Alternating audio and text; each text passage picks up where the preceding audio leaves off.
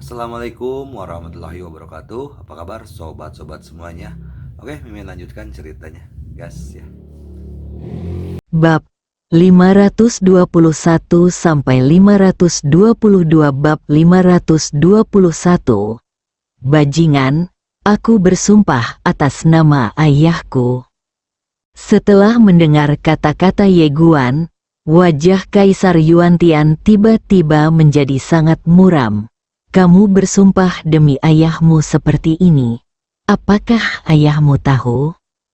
Ye Guan ingin mengatakan sesuatu yang lain, tapi Ye Qingqing tiba-tiba menepuk kepalanya.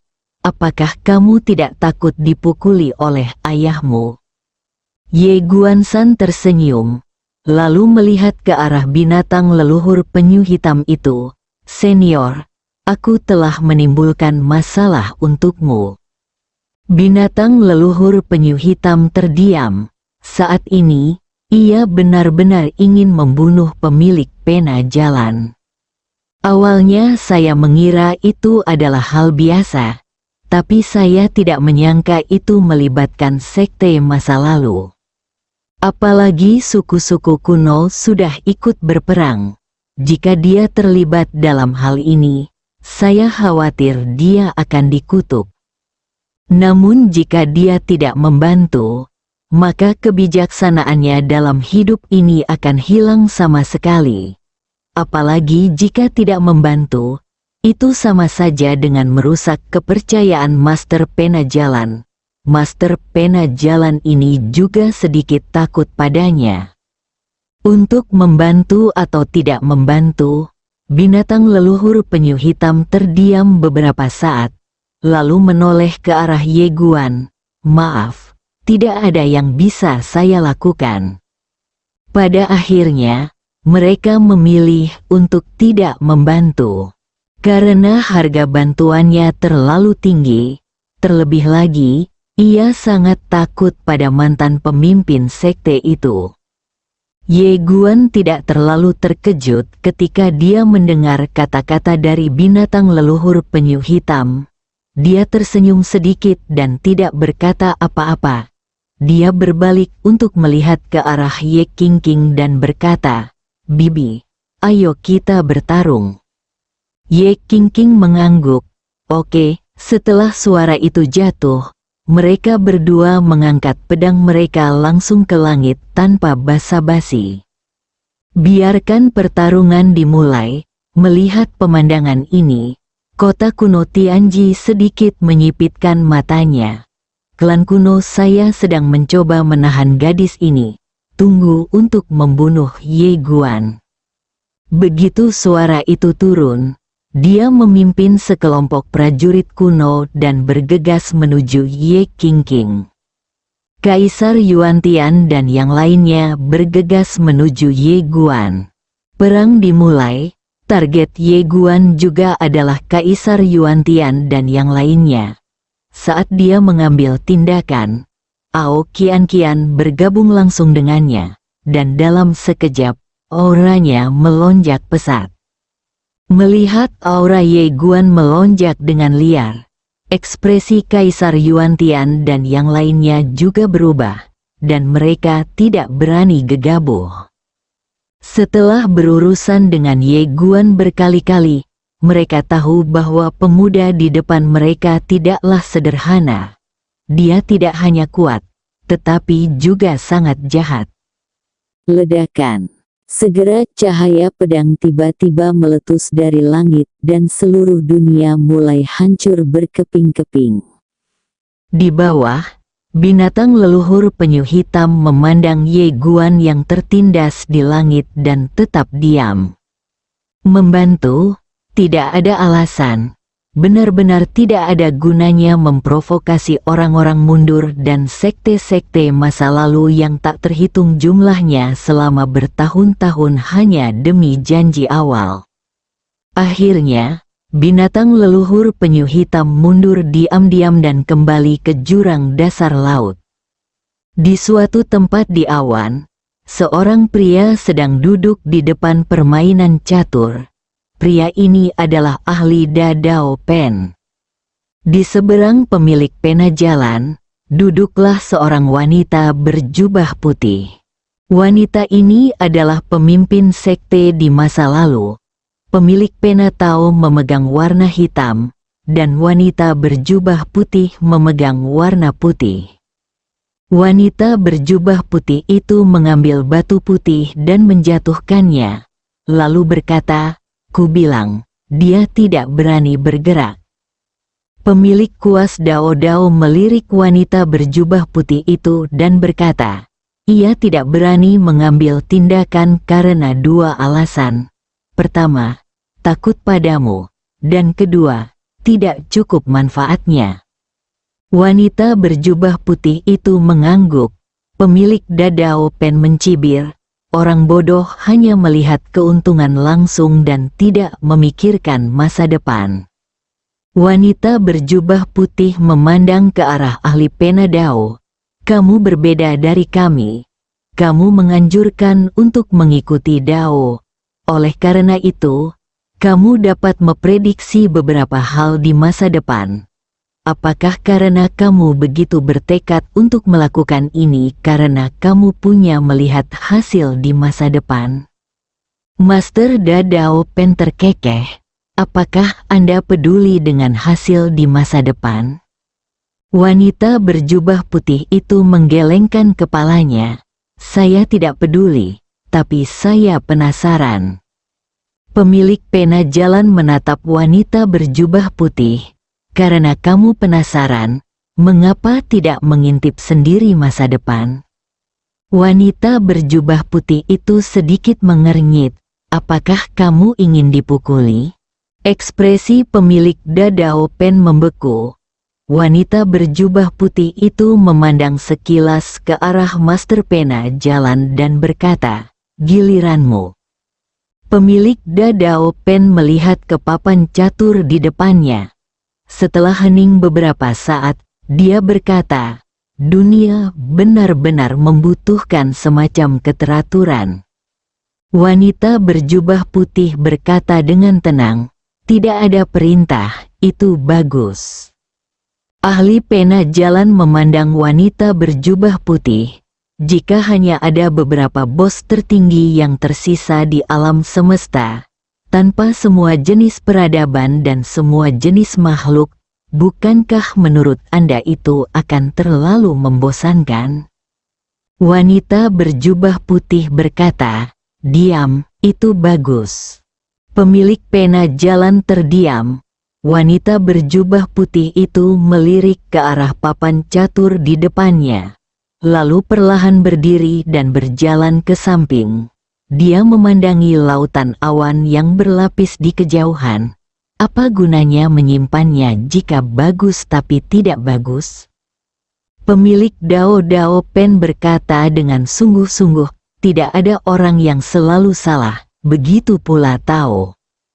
Wanita berjubah putih itu memandang sekilas ke arah master pena jalan dan berkata, kalau begitu biarkan dia lebih berhati-hati di kehidupan selanjutnya dan jangan membuat kesalahan lagi.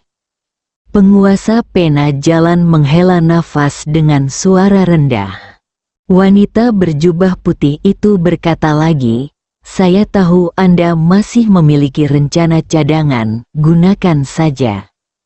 Setelah mengatakan itu, dia pergi.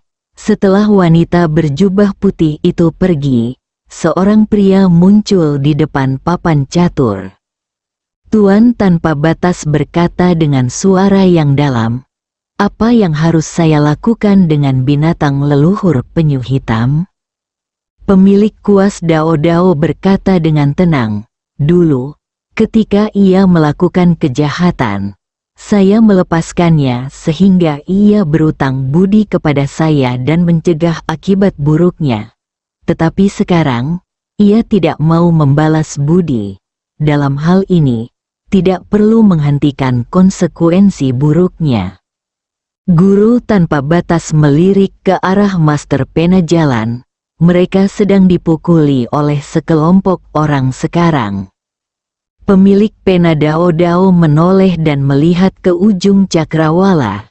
Dia berkata dengan sungguh-sungguh, "Nak, tolong lakukan bantuan ini lagi, hanya untuk dia."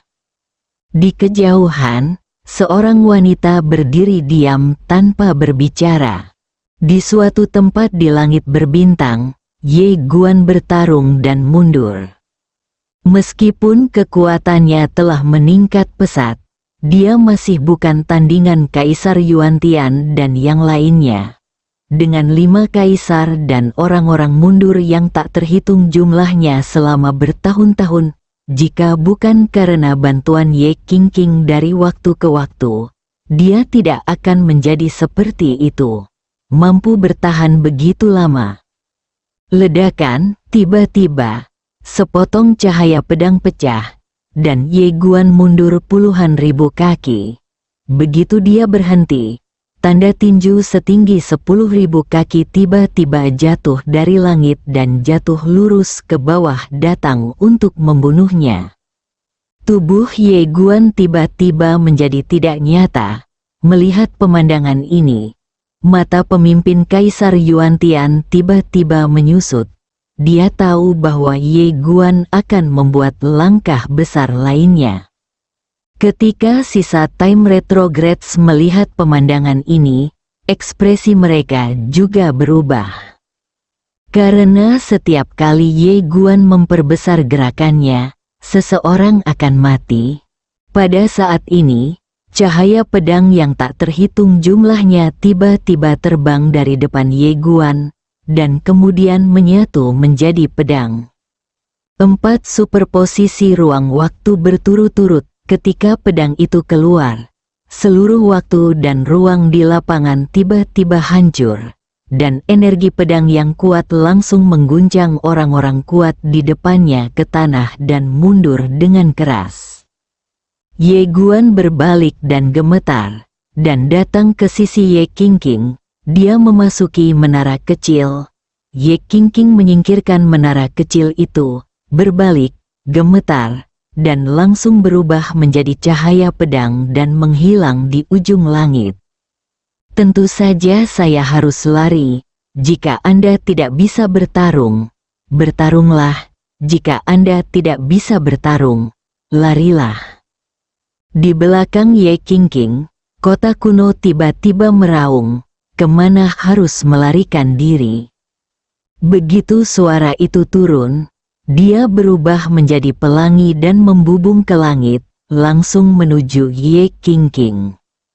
Di langit berbintang, Ye Qingqing, yang hendak melarikan diri, tiba-tiba berbalik dan berbalik, menebas dengan pedang. Melihat pemandangan ini, ekspresi Gu Zhen tiba-tiba berubah drastis. Bang, saat sepotong cahaya kepalan tangan hancur, kota kuno itu langsung terguncang, tetapi Ye Qingqing tidak ragu-ragu untuk bertarung, berbalik dan langsung berubah menjadi cahaya pedang dan memasuki sungai waktu yang panjang. Mengejar, pada saat ini, suara gemuruh kota kuno tiba-tiba datang dari bawah. Setelah memasuki sungai waktu yang panjang, Ye Qingqing melakukan perjalanan jauh ke hulu. Dia sangat kuat, oleh karena itu, jauh lebih mudah untuk melakukan perjalanan melawan arus waktu daripada Ye Guan. Kecepatan kendali pedangnya juga lebih cepat daripada Ye Guan, oleh karena itu, Gu Zhen dan yang lainnya tidak dapat mengejar ketinggalan secepat mungkin. Ketika Ye Guan dan yang lainnya meninggalkan laut tak berujung ini, binatang leluhur penyu hitam di jurang laut menghela nafas lega. Bintang-bintang jahat ini akhirnya lenyap.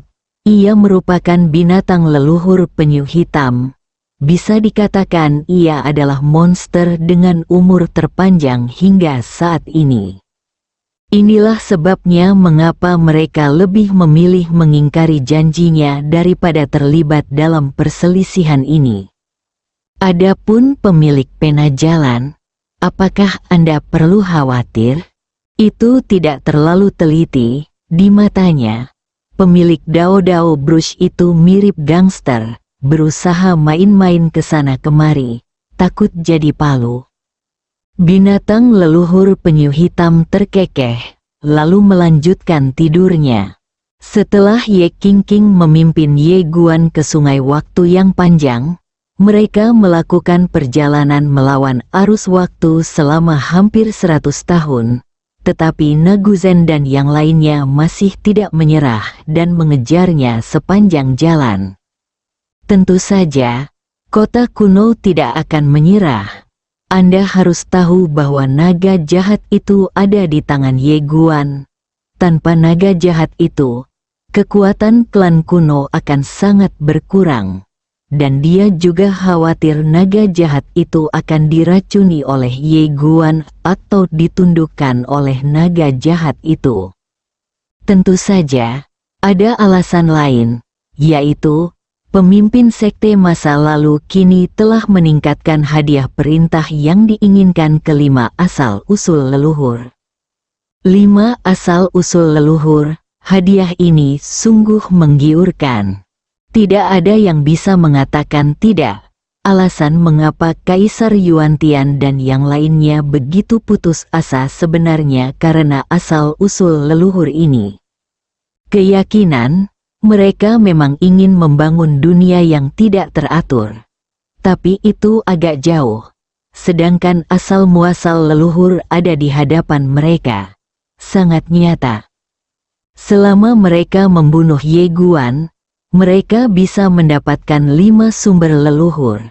5 sumber leluhur sudah cukup untuk memungkinkan mereka terus hidup selama ribuan tahun, dan mereka dapat berharap untuk melampaui yang agung jalan.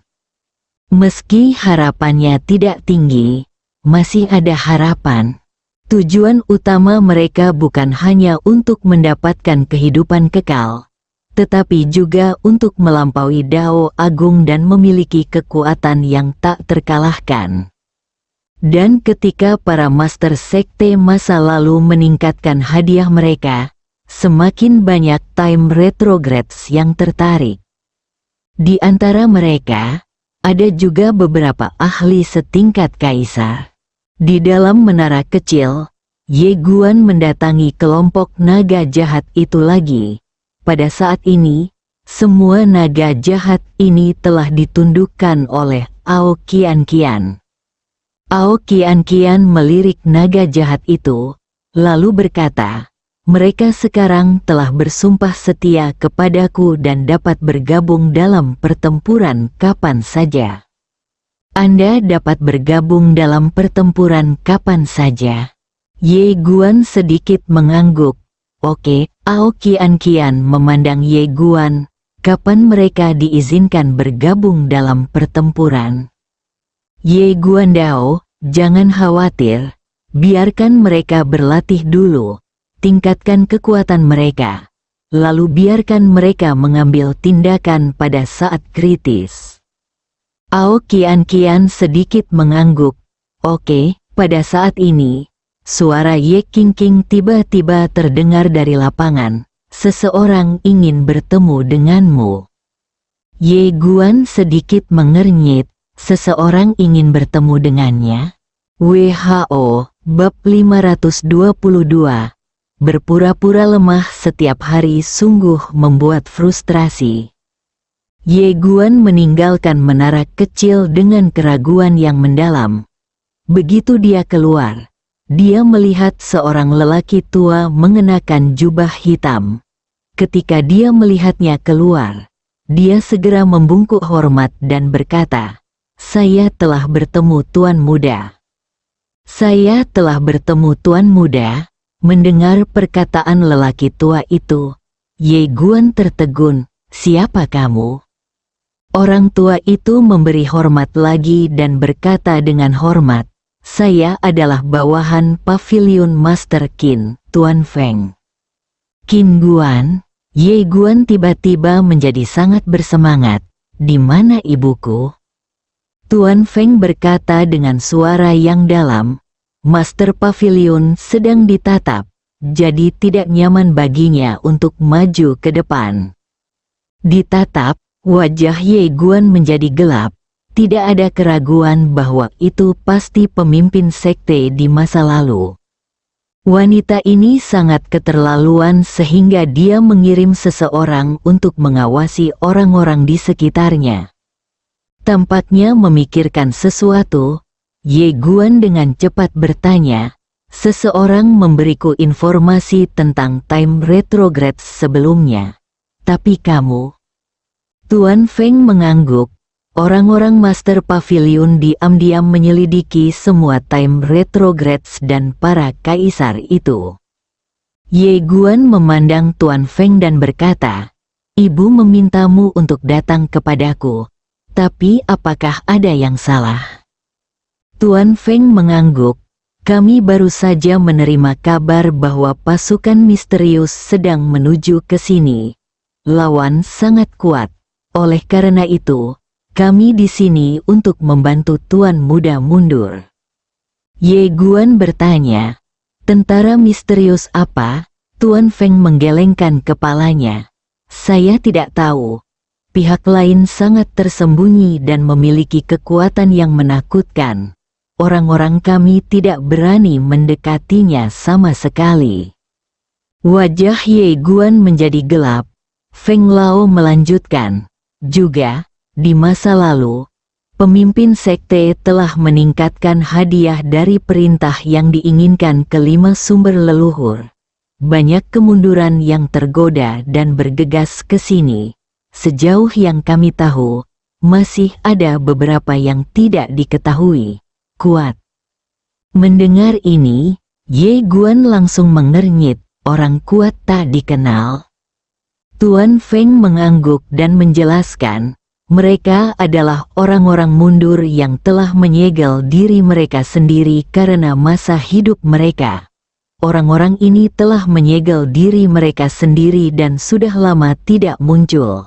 Tetapi sekarang, dengan kemunculan leluhur, mereka benar-benar tidak dapat menolak godaan ini. Jadi mereka datang untuk memburu Tuan Muda. Ye Guan berkata dengan suara yang dalam, "Pernahkah kamu mengetahui berapa banyak orang yang melawan arus?" Tuan Feng menggelengkan kepalanya, tidak dapat menemukannya. Ye Guan mengerutkan kening. Feng Lao tersenyum pahit. "Saya benar-benar tidak dapat menemukannya."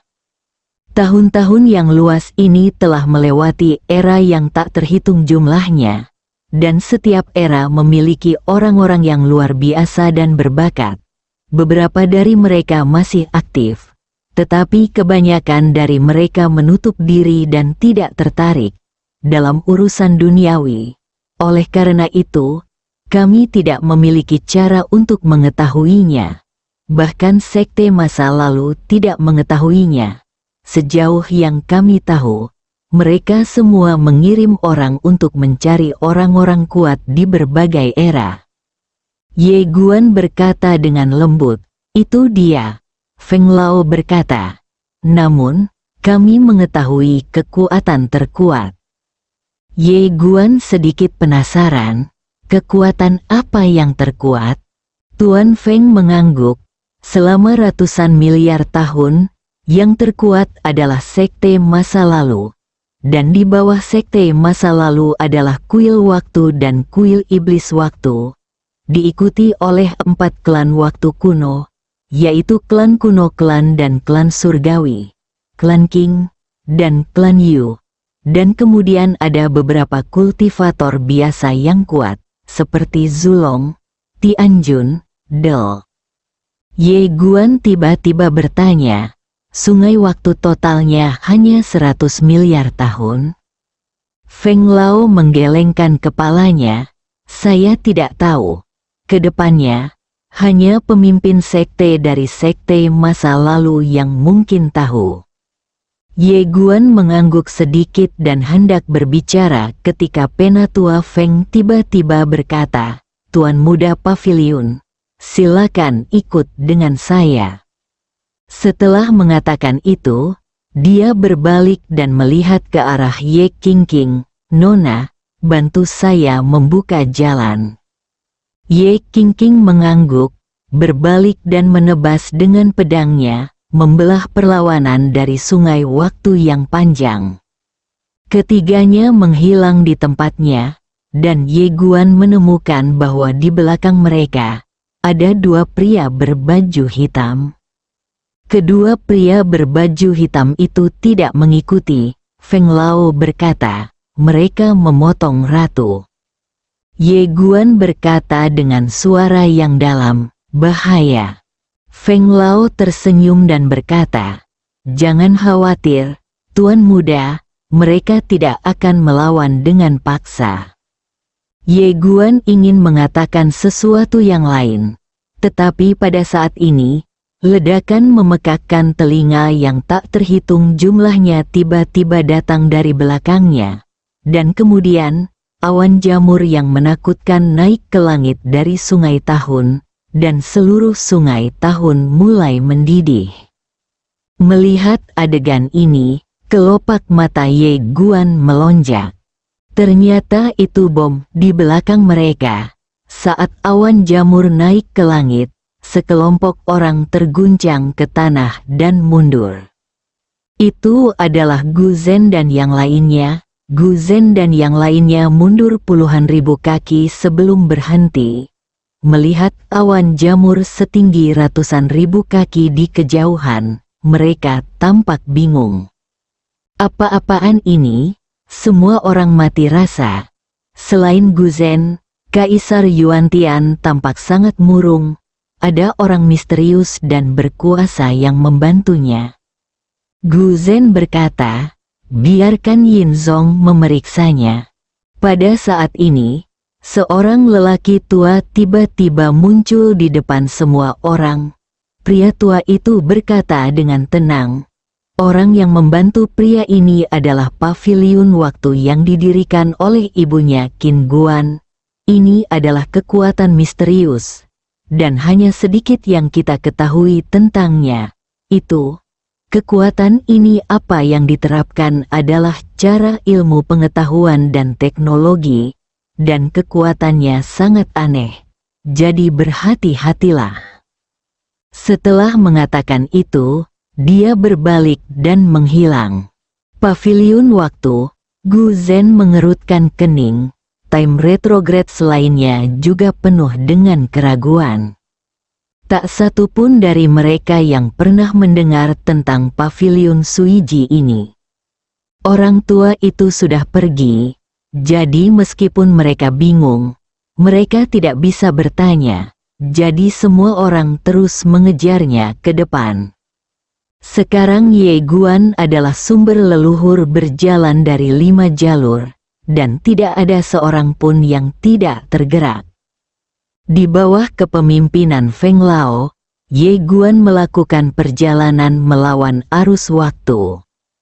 Dalam perjalanan, Ye Guan tiba-tiba bertanya, Tuan Feng, apakah Anda baru saja mengatakan bahwa ibu saya membangun paviliun Suiyu di sungai yang panjang ini? Tuan Feng mengangguk, ya. Ye Guan sedikit penasaran, kapan didirikan? Feng Lao Dao, Master Paviliun telah lama menyusun rencana untuk sungai panjang waktu. Namun, pada saat itu, semua orang hanya mempelajari waktu dan beberapa senjata baru di sungai panjang waktu. Baru setelah itu pernikahan Tuan Muda Paviliun bahwa Tuan Paviliun mulai mengembangkan paviliun waktu sepenuhnya, dan merekrut orang-orang kuat. Berbicara tentang ini, dia melirik ke arah Ye Guan dan berkata, Kaisar Luo Agung yang membantu Tuan Muda sebelumnya berasal dari paviliun waktu kita. Mendengar ini, Ye Guan tercengang. Kaisar Daluo sebenarnya adalah bawahan ibuku. Ini sangat mengejutkannya. Tentu saja saya lebih terharu. Ternyata ibuku tidak pernah benar-benar pergi, dan diam-diam dia selalu membantunya. Ini ibu mertuaku, Feng Lao melanjutkan. Namun, kekuatan kami masih belum sebaik sekte masa lalu. Jadi kami bersembunyi di kegelapan. Kali ini, Kami akan membawa Tuan Muda ke kota Guangxuan, yang dibangun oleh Master Pavilion sendiri untuk Tuan Muda. Biarkan Tuan Muda aman selama sebulan. Ye Guandao, rencana apa lagi yang ibu punya? Feng Lao berkata, pengaturan Master Pavilion adalah pergi ke kota Guangxuan terlebih dahulu dan menggunakan berbagai formasi di sana untuk menunda sementara waktu. Ye Guan bertanya, di mana ibuku sekarang? Tuan Feng menggelengkan kepalanya. Saya tidak tahu. Keberadaan Master Pavilion selalu misterius. Kami tidak tahu di mana dia berada. Dia hanya dapat menghubungi kami. Ye Guan mengangguk sedikit. Saya mengerti. Tuan Feng melihat ke arah akhir tahun di kejauhan dan berkata dengan sungguh-sungguh, itu akan segera tiba. Begitu suaranya turun, puluhan aura kuat tiba-tiba menghantamnya dari belakang. Melihat pemandangan ini, ekspresi Feng Lao tiba-tiba berubah drastis. Itu pasukan misterius itu. Aku tidak menyangka mereka akan datang secepat itu. Ye Qingqing berbalik dan melihat, di akhir pandangannya, lusinan bayangan hitam terlihat samar-samar terbang menuju arah ini.